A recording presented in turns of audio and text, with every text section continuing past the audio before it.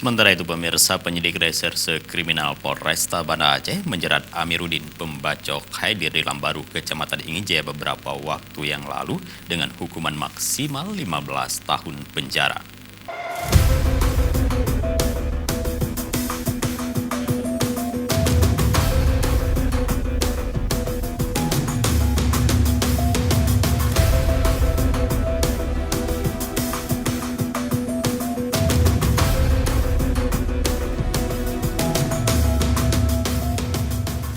Kini Amiruddin terpaksa mendekam di balik jeruji besi akibat perbuatannya yang telah melakukan tindak pidana penganiayaan berat yang berakibat menghilangkan nyawa orang lain.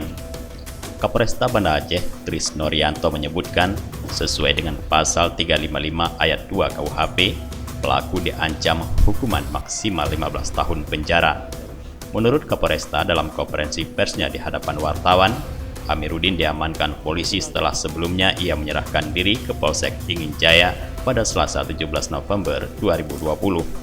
Atas kesadaran dan keinginan tersangka sendiri, dia keluar dari tempat persembunyiannya di daerah pegunungan Gleik Mpeawi Montasik untuk menyerahkan diri kepada polisi. Setelah pelaku melarikan diri pada hari kemarin tanggal 17 kira-kira jam 18.00 pelaku menyerahkan diri ke pihak kepolisian di Polsek Inginjaya.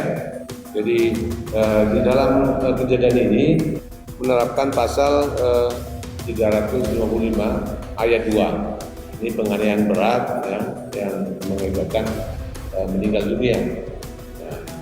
Dengan ancaman hukuman paling tinggi 15 tahun.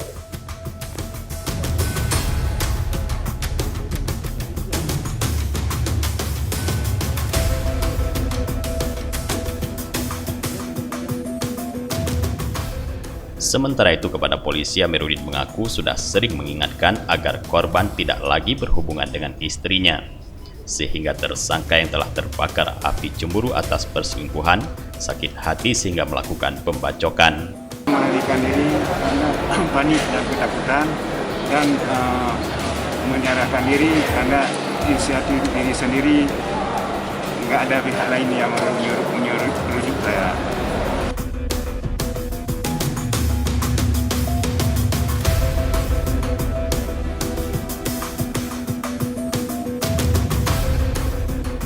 Amiruddin mengaku sudah mengetahui gelagat tidak baik pada saat istrinya meminta izin untuk keluar rumah pada Kamis 12 November 2020 lalu, sehingga ia berinisiatif untuk membuntuti.